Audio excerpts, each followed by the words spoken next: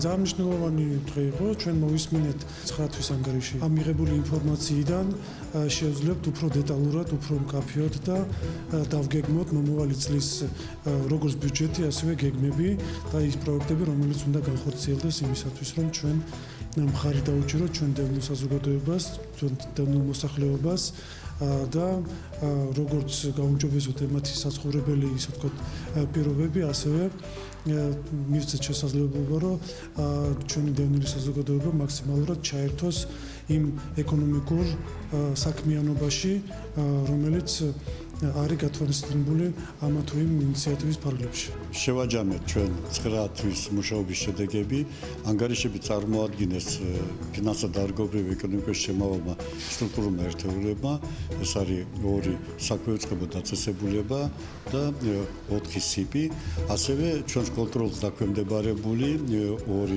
სტრუქტურული ერთეული, ეს არის სავაჭრო სამართლებრივი პალატა და საერთაშორისო ინიციატივა, ასეთი ფონდი არსებობს, რომელიც ეხმარება სხვადასხვა მიმართულებით დევნილ მოსახლეობას.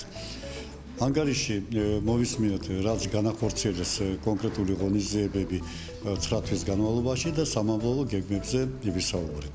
ბევრი არის კიდე გასაკეთებელი და მიუხედავად სირთულეებისა, რაც ახლავს დღევანდელ სიტუაციას, ჩვენ იმედი გვაქვს, რომ ჩვენი სტრუქტურები ეფექტურად განახორციელებს საქმიანობას და წარმოქმნილ გაართულიან თავს.